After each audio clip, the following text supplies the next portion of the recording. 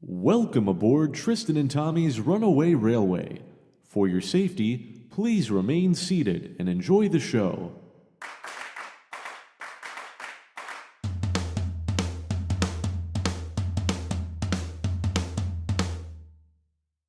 Welcome to Please Remain Seated, a theme park podcast hosted by two theme park enthusiasts that work for the industry in Orlando, Florida, theme park capital of the world.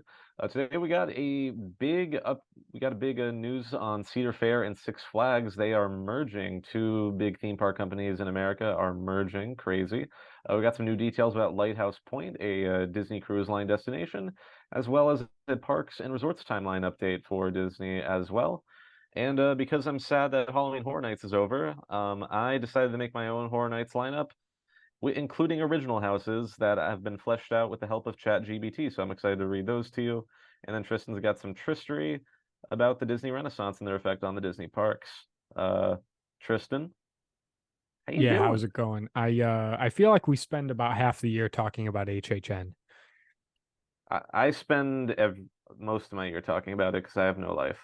You know, I, I was just thinking because ever since last year's ended, I was so excited for this year's, and because I was so excited for a year, the last 2 months just like I was at my last one, and I'm like, what the hell? This is my last one.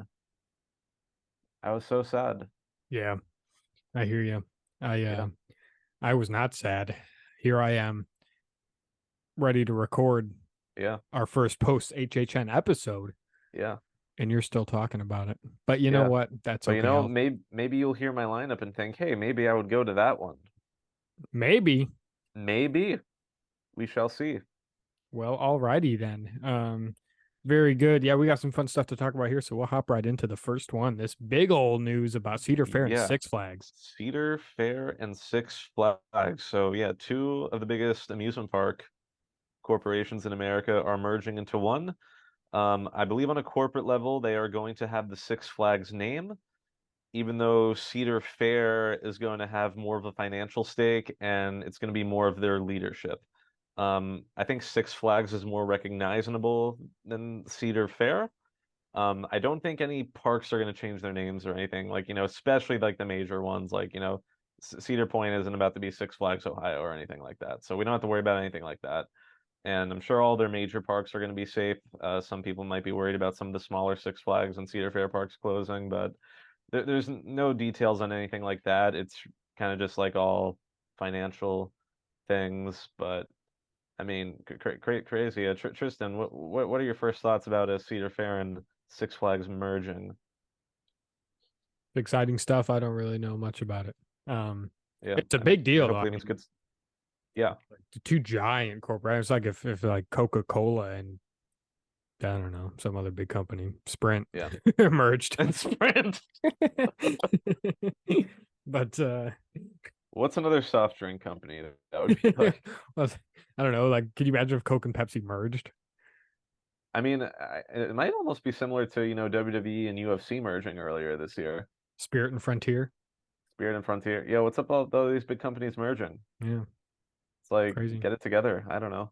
I mean, Grant, I don't know anything. Disney and But Fox Disney was and Fox? not really a merger, more an No. acquisition, but still Yeah. that was Yeah, they acquired them. they acquired Fox, but I Baby. mean that led to a lot of potential monopoly discussions because Yeah. that's a big share of the market. So Yeah. It's like I don't think I would call Cedar Fairs and Six Flags merger any kind of monopoly. no, Now, I feel like when it comes to theme parks, they kind of have a very similar niche. Your Disney and Universal parks are very highly themed experiences. Then, like, you got, a tier below that is like, Busch Gardens, SeaWorld, the Herschend parks like Dollywood and Silver Dollar City, which, have some more thrilling rides, but like are still like good in their atmosphere. And then you got Six Flags and Cedar Fair, which are just you're going for the roller coasters. That's it. yeah, Like like I know Cedar Fair, and I think the only Six Flags park is maybe Texas, where like they've worked on the atmosphere a bit, but you're going for the roller coasters, and that's basically all you're going there for. So if any theme park companies were going to merge, like that, definitely those are two good ones. I mean, SeaWorld acquired Busch Gardens too, so that's a thing anyway. But Hmm. uh, like I mean, SeaWorld owns the Busch Gardens parks. I don't know if it was a merge or if they just got anyway. Hmm. Big stuff for theme park people. Big stuff for theme park people. And over Yeah. there in the what is it? The Atlantic Ocean. Over there in the Atlantic Ocean, some news on the Lighthouse Point. Over there at the island of Eleuthera. One of our listeners have to comment on what the name of the island actually is. I don't know how to pronounce it, but there's an island down there in the Bahamas, where the newest island destination for the Disney Cruise Line is going to be. So the new details that we got are that guests will arrive at a place called Mabrica Cove, which means welcome in the native language of the first people that inhabited the Bahamas before Christopher Columbus. Yikes! From there, we will see the Goombay Cultural Center, where there will be a Junkanoo music festival. Now, I don't know what Goombay or Junkanoo means, but they both sound like insults. Then there will be the Triton's Trumpet Stage, featuring family entertainment. The name is actually reference to a type of shell found throughout the Bahamas. And finally, Treasures of Eleuthera will be the merchandise location. The island destination will also feature Serenity Bay, the same adults-only beach with the same features that Castaway Cay has as well. So some more very specific details about Lighthouse Point. We're actually going to talk about the opening date specifics in our next bullet point. But man, it sounds like it's going to be awesome, and they're really taking the culture of the Bahamas and putting it in here, so you can.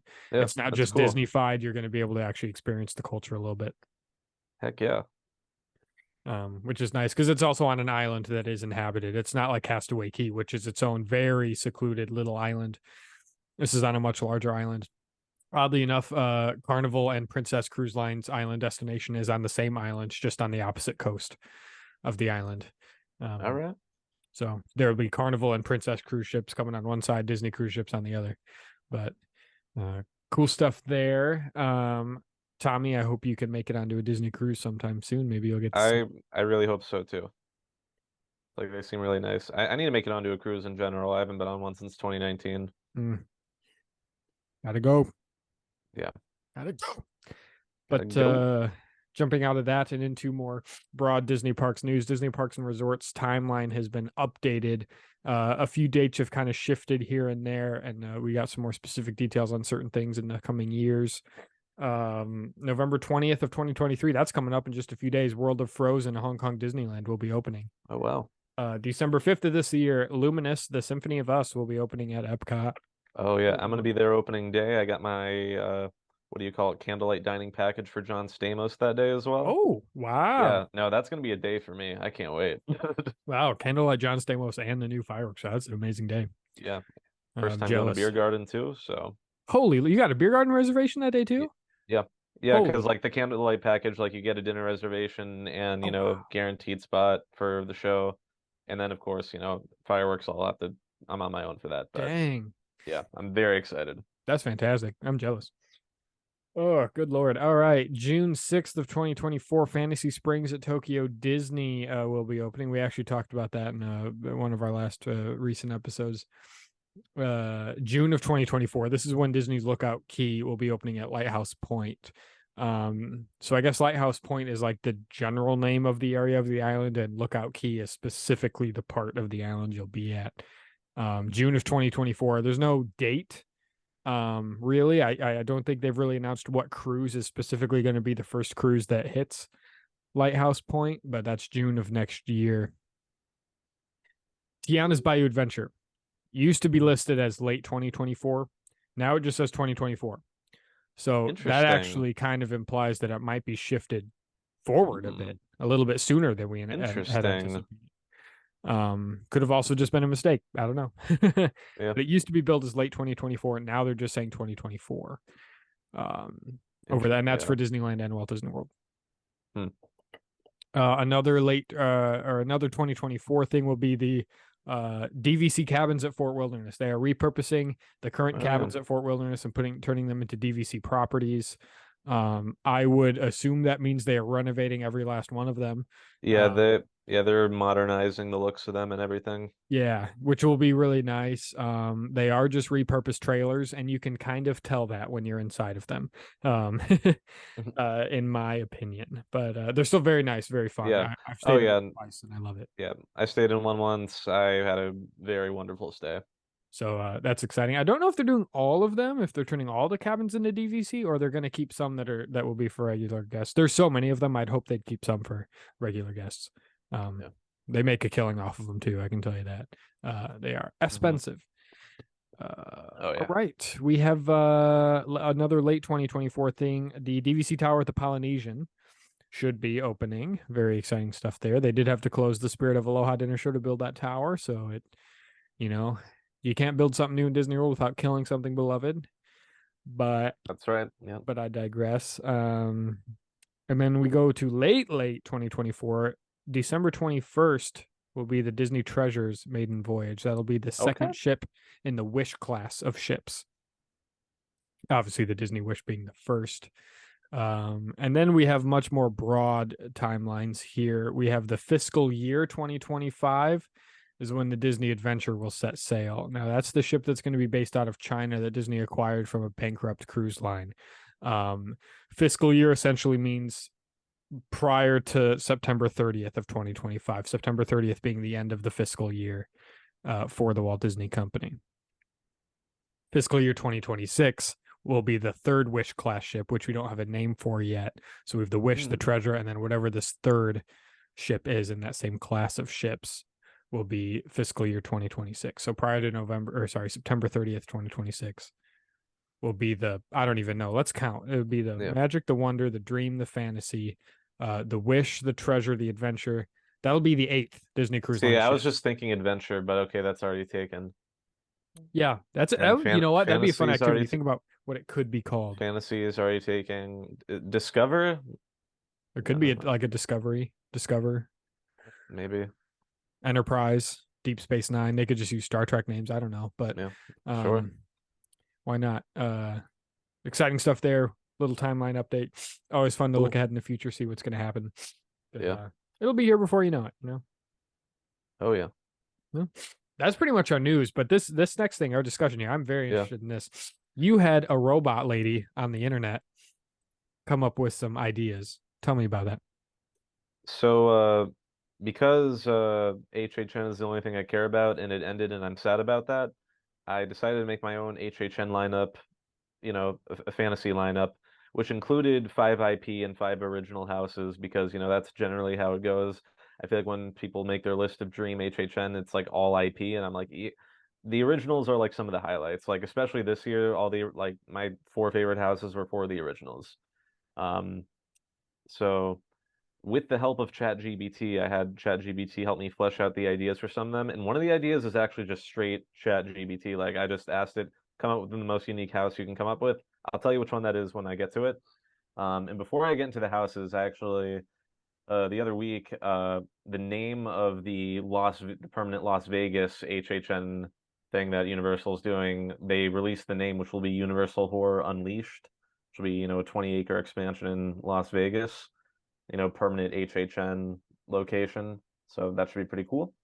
But anyways, let's get into the houses. I think the ChatGPT part's probably the most interesting, so I'm just going to sound off on the IPs that I decided to go with.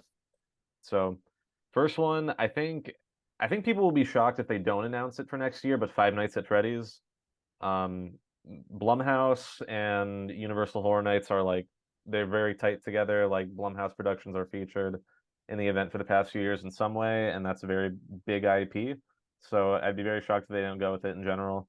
I am not familiar with the games, and I haven't seen the movie yet myself. I'm gonna try to since it's on Peacock already. But anyways, next IP, Scream. I'm very surprised that they haven't done it already. I think one of the issues is aside from getting the rights to the movies, they actually have to go get the rights from the toy company that made the Ghostface masks as well. But Scream is such a classic franchise, they got to use that. This next one is a more modern cult, has a cult following, Terrifier. Tristan, have you seen the Terrifier movies? I have not. Yeah, they're This is a family-friendly show, so I will say Terrifier, very, very gory, very, very graphic. So if graphic things make you squinish, I wouldn't. And honestly, I'll be honest, I'm not super big on the movies, but like the horror, the villain, I guess, Art the Clown is absolutely just like I'm imagining him as a scare actor would be absolutely terrifying, and the gruesome scenes they can showcase in the house. It would be a fun house, I think. Universal Monsters Creature from the Black Lagoon. There's been Universal Monster houses every year for the past few years. They haven't done the Creature from the Black Lagoon yet, so let's do that. And then for my final IP, hear me out. Hear me out. Lady Gaga. Wow. You know, last year they had The Weeknd, and that was so much fun. What other pop artist kind of could get a spooky vibe? Lady Gaga. You know, it could low key work. Wow. But all right, on to the original houses.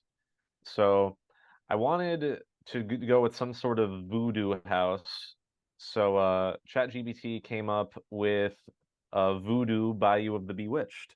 Bayou of the Bewitched plunges guests into the heart of a mysterious and cursed Louisiana bayou where voodoo magic and the supernatural forces run rampant.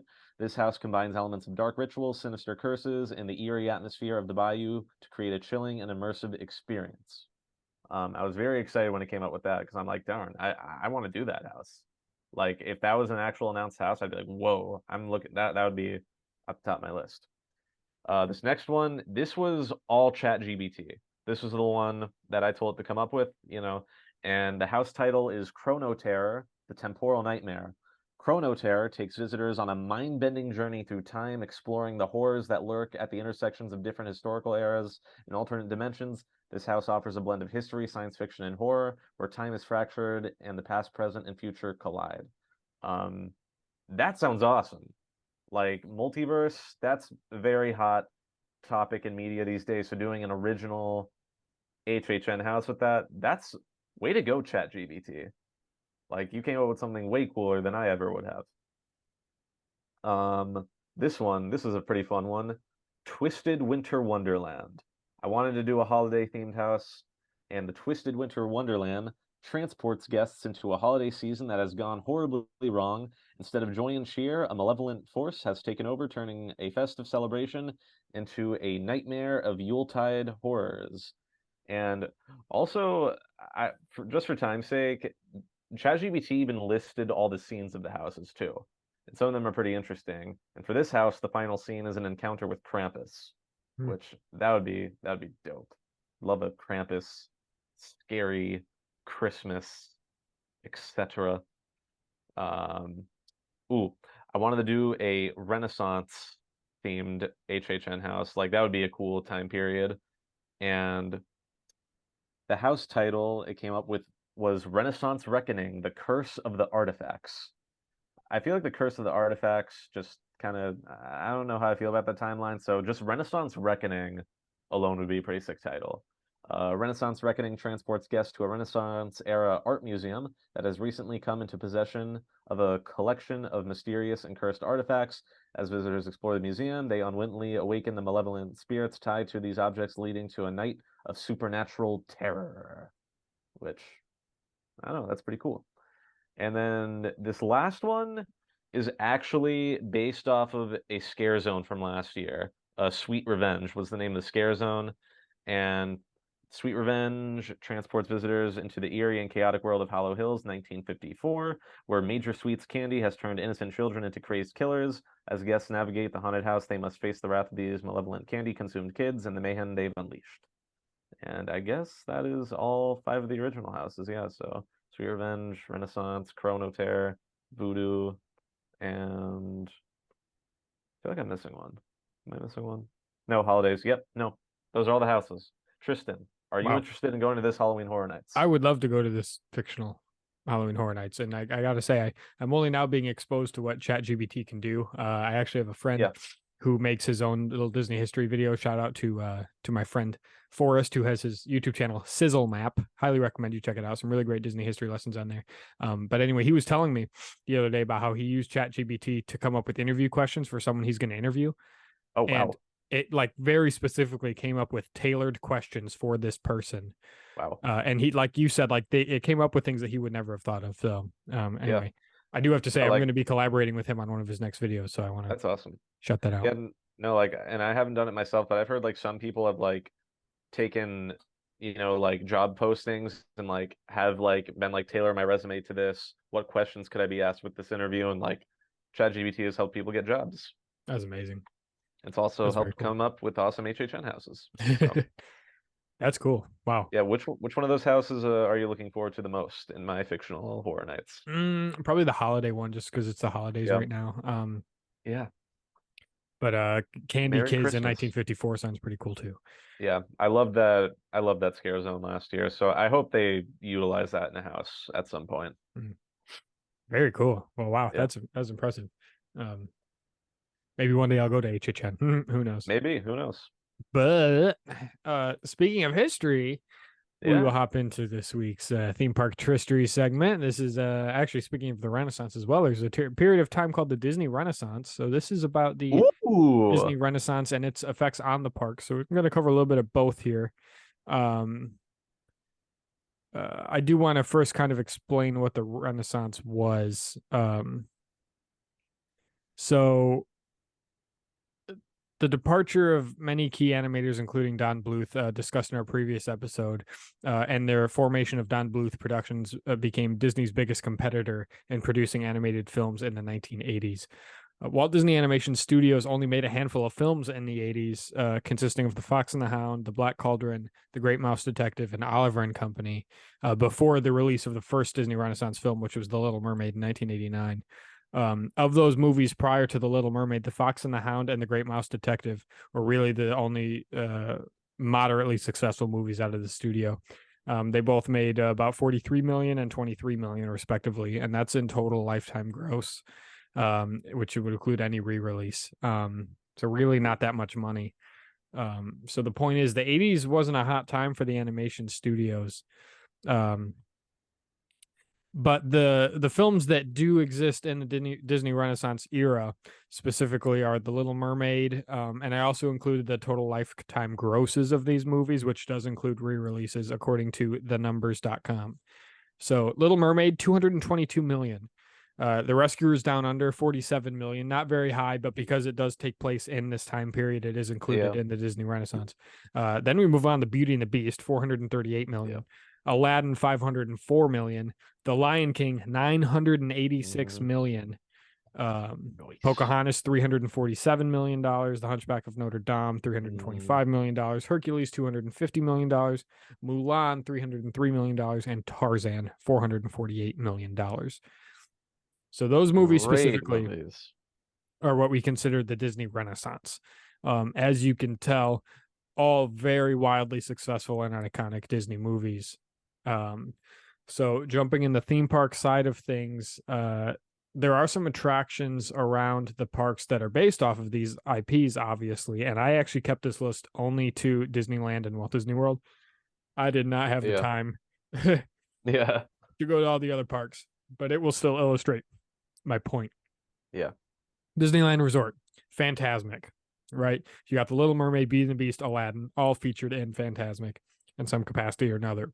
World of Color over at Disney's California Adventure features all Renaissance films except for The Rescuers Down Under, Hercules, Mulan, and Tarzan. Kind of surprising it doesn't feature Hercules or Mulan, but it doesn't.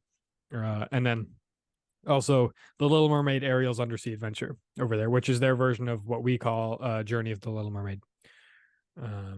Hopping over to Walt Disney World, Magic Carpets of Aladdin. We're going to go in park opening date order, so Magic Kingdom first. Magic Carpets of Aladdin. Journey of the Little Mermaid / Ariel's Grotto. Enchanted Tales with Belle. Over to Epcot, we have Epcot Forever currently playing. Epcot Forever is still back again temporarily, right? Yeah. Okay, yeah. Aladdin, which we've talked about before. Why is Aladdin in Epcot Forever? Whatever. Over to France, the Beauty and the Beast sing-along. And then back over to Hollywood Studios now, we have our version of Fantasmic, which features all Renaissance films except for The Rescuers Down Under and Tarzan. Disney Movie Magic over at Hollywood Studios, the projection show, features Beauty and the Beast. That's the only Renaissance film in that show. However, Wonderful World of Animation at Hollywood Studios, which plays every night as well on the Chinese theater, features all Disney Renaissance films. It actually features all Disney animated films, if I wow. remember correctly. I was reading the list of films featured in that show, and it took a long time to read that list. I gotta check that show out. I've somehow just haven't gotten around to seeing it. Yeah, I think I've seen it once. It's fun. I got to see it again, to be honest. Yep. And then Beauty and the Beast live on stage. Yeah. Moving over to Animal Kingdom, we have the Tree of Life Awakenings show. I think they do 3 different projection shows on the Tree of Life or something like that, which feature The Lion King, Pocahontas, and Tarzan, and a combination of those with the 3 shows they have. And then obviously Festival of the Lion King. Yeah. And then, of course, the now defunct Kite Tales, which featured The Lion King. Yes, exactly right. It did. And that was a whole list. I was also looking at a list of previous attractions for all of these theme parks, many of which were based on these. I mean, even like where the Little Mermaid musical is today at Animal Kingdom used to be Tarzan Rocks. Oh, yeah. Yeah. So there were lots of previous things. But like I said, there's no time to mention all the previous attractions inspired by the Disney Renaissance films, but we owe the success of the Disney Renaissance largely to former CEO Michael Eisner for stepping into the company in 1984. I think he came from Paramount, and rebranding the animation department the following year in 1985, where he named Peter Schneider president of the animation department. Now, he actually had a Broadway background where he worked with now legendary Disney lyricist Howard Ashman and composer Alan Menken, who went on to create the first Disney Renaissance film, The Little Mermaid. So the 3 of those people worked together on Broadway. They came over to Disney. They pumped out The Little Mermaid. Unfortunately, Howard Ashman died before The Little Mermaid was released. However, Alan Menken continued to make music for all sorts of Disney movies, many of them Disney Renaissance movies. The Renaissance is considered to have ended after Tarzan in 1999, with the subsequent releases of Fantasia 2000, Dinosaur, The Emperor's New Groove, and Atlantis: The Lost Empire being released over the following 2 years, with significantly less success than their predecessors. So kind of a roller coaster there with those movies that came out in the 90s, which is unbelievable, and then they kind of fell a little bit. But I would say that the biggest Walt Disney Animation Studios movie that came out since then, I would say, is Princess and the Frog. Or Frozen too. But yeah, Frozen. But I mean, maybe even Encanto. Yeah, Encanto, because those weren't Pixar. Those 2 weren't Pixar. Those were just Disney Animation. Definitely very big. Encanto blew up more than I thought it was gonna. Yeah. Was it? Wait, was Moana wasn't Pixar, was it? Yeah, Moana wasn't either. Yeah. Okay. Yeah. But anyways, that's the Disney Renaissance right there. Very interesting time in the history of the company. Thanks, Michael Eisner. Michael Eisner also did wonders with the theme parks as well, with opening Hollywood Studios. And he did plenty of other things too that I could go on about. But and going to Disney on Broadway, Michael Eisner helped get Disney on Broadway with Beauty and the Beast. My friend Forrest, who has Sizzle Maps, actually going to be putting out a video about how Beauty and the Beast live on stage at Hollywood Studios actually helped Beauty and the Beast go to Broadway. Had that live stage show at Hollywood Studio, well, MGM at the time, not happened, Disney on Broadway wouldn't have happened. A little interesting history there. But Michael Eisner did a lot for the company, including the Disney Renaissance, which made billions of dollars. So thank you, Michael Eisner. Some people hate you.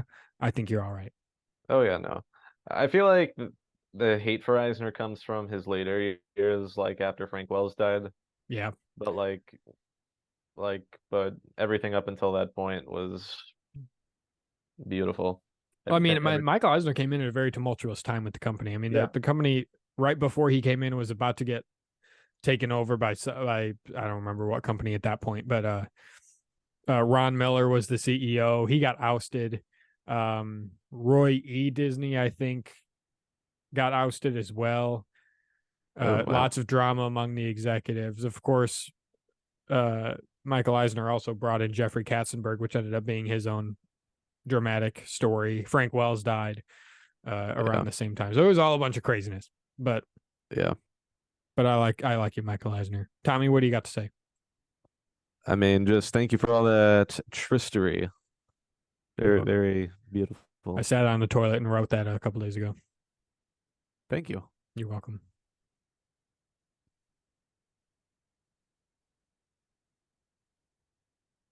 something completely unrelated, but I finally did Soarin' over California this past week. Oh yeah, because they got it back at Epcot right now for some Yeah. limited time magic, right? Yeah, which I really wish they would actually put it like, dates on it. Because like they said that it's around for the 100th celebration, and the 100th celebration goes through December, but they haven't explicitly said Soarin' over California is going to end on this date. Mm. Just kind of randomly opened in September. Like they announced it like a week before, a week or two. They're like, hey guys, we're going to get Soarin' over California for a little bit, for the 100th, but like there's not an end date on it. But I'm glad I got to do it at least once. That's cool. I don't think I've done it since I was a little kid because I know Soaring over California used to be in Soaring here in Florida at one point. It Yeah. wasn't always Soaring around the world or whatever the heck. Yeah. It's But like I don't remember any of it. yeah, it's like I honestly don't remember if I did it as a kid. Like, I definitely did Soarin' as a kid, but I don't remember if that was the California version or not. Yeah. So, being able to do it now as an adult and actually being able to remember what I see, it's very cool. Absolutely. I love being Yeah. an adult.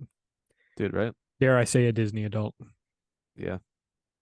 I hate that term, by the way. Can I take this Yeah. moment to tell people I'm not saying this because I want to take these companies' business, but please do not go and get your Disney news from Inside the Magic, Disney Dining, or WDW News Today. Man, they are just coming out with the most clickbaity, attention grabbing Oh articles, God. and I hate the headlines they put out. They're so bad. If you're gonna go get your theme park news from somewhere that's not Please Remain Seated, Disney Food Blog, or Yeah. WDW Magic. Yeah. It's like the only thing that I can kind of give credit to WDW News Today for is that like when the cast member union contract negotiations were going on earlier this year, like they were the only ones like speaking out about anything. But that's a whole other thing I don't even want to get into. But yeah, no, I hate the clickbait crap from all those websites. Yeah, me too. I just not for me. But we'll end on a positive note, and we'll ask Yeah. everybody to give us money and follow us on social media. Give us money. Yes. But no. Follow us on Facebook, X, Instagram. Subscribe to us on YouTube. Donate to our show for as little as $3 a month, and check out our Not Safe for Work comedy podcast, Two Useless Organisms. Yeah.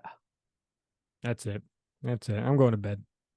Okay, cool. You go to bed. I'm gonna do homework. I'll try not to talk about HHN on the next episode, and yeah, Right. we'll unless news comes out about it, but I won't even wear a shirt next time. That's an HHN shirt. I'll wear a shirt. I did not know what you were getting at there. Yeah, no, because I won't Good even Lord, smell okay. I won't even smell my HHN candle Oh, either. your fog? Is that what So it this is? is actually the Dueling Dragons one. Good Lord. Yeah, no, I got 3 candles from HHN this year, and about 6 shirts. I don't like you. I don't like me either. Okay, All bye. right. Go to bed. We're leaving. Bye-bye. Yeah, bye.